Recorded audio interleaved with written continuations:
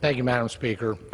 Madam Speaker, I rise today on the 18th anniversary of September 11, 2001 to reflect on the events of that fateful day and to honor the lives lost and the heroes that united us. At 8:46 a.m., American Airlines Flight 11 roared over Lower Manhattan and into Tower 1 of the World Trade Center. Shortly after, Flight 175 struck Tower 2. Our country was under attack. Many of us could never imagine such evil taking place in our own backyard. The terror did not stop in New York City. The Pentagon, center of our armed forces and national defense, and our nation's capital was also a target of evil. Flight 77 crashed into the Pentagon at 9:38 a.m. It was a turning point in our history and changed the way we would view the world forever. The fourth plane hijacked that day was United 93, crashing into a field in Shanksville, Pennsylvania. Here in the Capitol, as you exit the north side of the rotunda, a plaque displays the names of the 40 passengers and crew of United 93. One of those aboard was flight attendant Sandra Bradshaw. Sandra had always wanted to be a flight attendant and was living out that dream, traveling and meeting new people.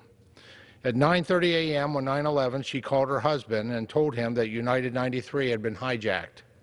She said the crew and passengers had decided to try to take back the plane.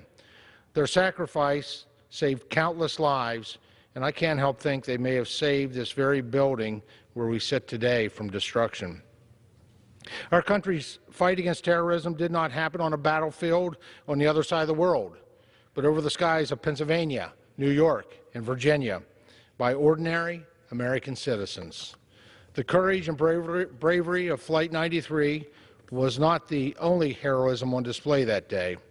Firefighters, police officers, and first responders jumped into action without hesitation. When planes crashed, they ran in. When fires ignited, they ran in. When buildings collapsed, they ran in. Their courage never wavered. We will never forget the lives lost and must always remember the heroism that was shown. And while we cannot bring our loved ones back, we can honor their memory through acts of service. To maintain the spirit of unity and compassion that stemmed from the attacks, every year our country proclaims September 11th as Patriot Day. It is a great way to honor the souls we lost and pay tribute to all who sacrificed their lives. As President Bush said when he addressed the nation, quote, "Terrorist attacks can shake the foundations of our biggest buildings, but they cannot touch the foundations of America. These attacks shattered steel, but they cannot dent the steel of American resolve." End quotes. Thank you, Madam Speaker. I yield back the balance of my time.